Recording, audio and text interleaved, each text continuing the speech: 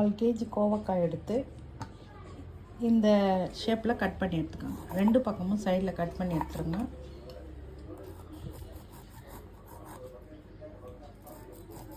ஃபுல்லாக கட் பண்ணி எடுக்க வேணாம். இப்படி ஜாயினாக நம்ம கத்திரிக்காய் காரக்குழம்புல வைப்போம் பாருங்கள், இது போல் எல்லா கோவக்காவையும் கட் பண்ணி எடுத்துக்கலாம்.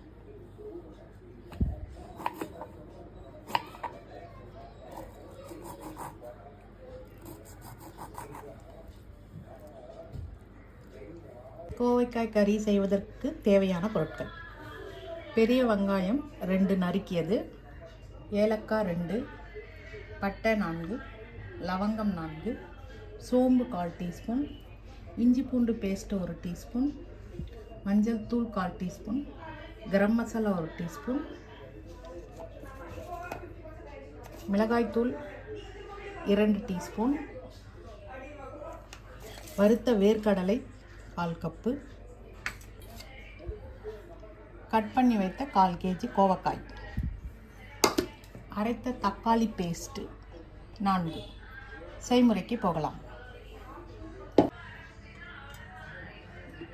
4 டீஸ்பூன் எண்ணெய் விட்டுட்டு நம்ம கட் பண்ணி வச்ச கோவக்காவை இந்த எண்ணெயிலேயே வதக்கி எடுத்துக்கலாம்.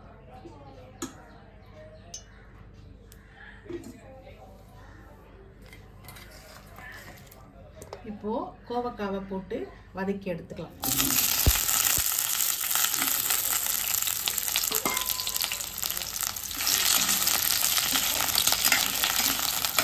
இந்த கோவக்காவை வதக்கும் பொழுது கலர் மாறி வரும். நம்ம கத்திரிக்காய் காரக்குழம்பு வைக்கிறப்பெல்லாம் வரும் பாருங்கள், கத்திரிக்காய் வதங்கி, அது போலவே கோவக்காவும் வரும். அந்த பதம் வந்தோடனே எடுத்துடலாம்.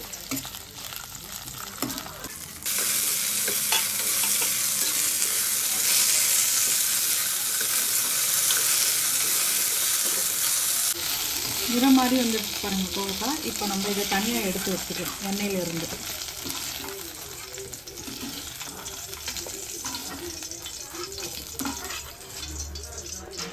இதே பாத்திரத்தில் ஒரு 3 கரண்டி எண்ணெய் விட்டுக்கலாம்.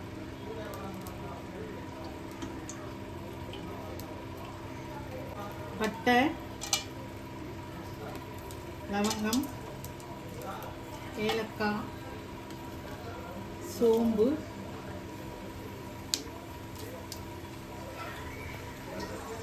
ஆனியன்,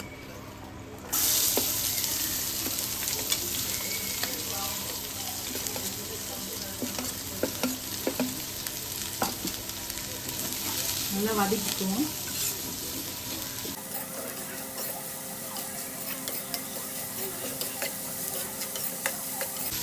வெங்காயம் வதங்கியதும்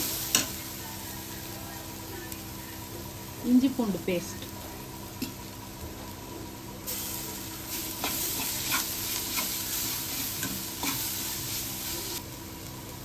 கால் டீஸ்பூன் மஞ்சள் தூள் போட்டுக்கோங்க. மிளகாய்த்தூள் 1 டீஸ்பூன், உங்கள் காரத்துக்கு ஏற்ப போட்டுக்கோங்க. இது வந்து வீட்டில் அரைக்கிற குழம்பு மிளகாய்த்தூள். மிளகாய் தனியாலாம் நம்ம அரைச்சி வைப்போம் இல்லைங்களா, அது போட்டு நல்லா வாட்டிட்டு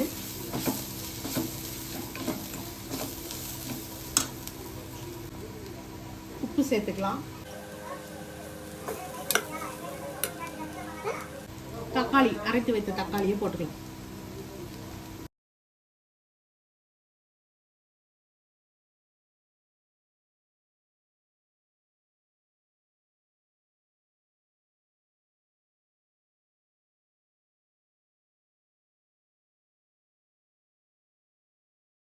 கிட்ட ஒரு 5 நிமிஷம் மூடி வைங்க. தக்காளி அந்த வெங்காயம் எல்லாம் வெந்து வரணும்.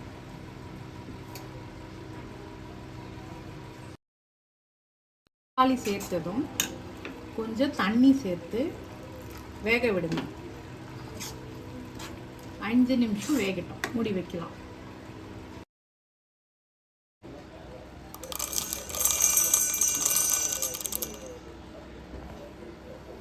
வேர்க்கடலையை பொடி பண்ணி எடுத்துக்கலாம்.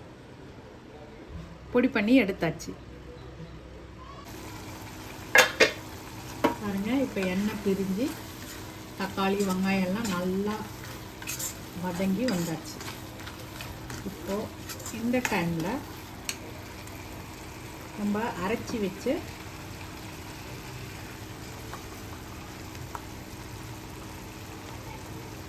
வேர்க்கடலை பவுடரை போட்டுடலாம்.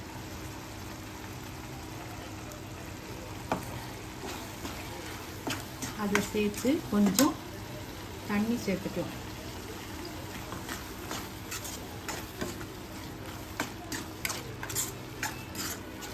வேர்க்கடலை சேர்த்த உடனே கொஞ்சம் கெட்டி ஆகிடும்.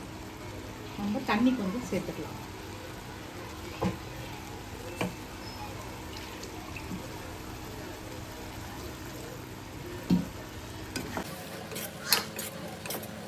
இது கூடவே வதக்கி வச்ச கோவக்காவையும் சேர்த்து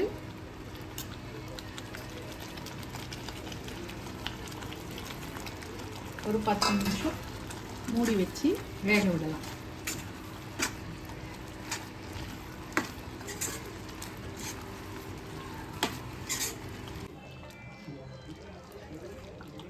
இப்போ பாருங்கள், நல்லா கோவக்காயெல்லாம் வெந்து மசாலாலாம் மெசிஞ்சு நல்லா கரெக்டான இது பண்ணிட்டு, இப்போ நம்ம கருவேப்பிலை, பச்சை மிளகாய் 2, கரம் மசாலா 1 டீஸ்பூன், கஸ்தூரி மெத்தி அதை நல்லா கொஞ்சம் க்ரஷ் பண்ணிக்கலாம்.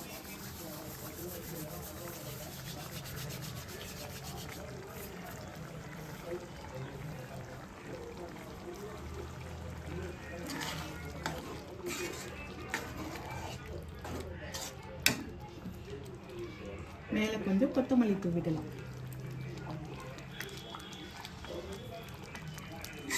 சுவையான கோவக்காய் கறி சப்பாத்தி, பூரி இதுக்கெல்லாம் செம்மையாக இருக்கும். செய்து பார்த்துட்டு சொல்லுங்கள் எப்படி இருந்ததுன்னு.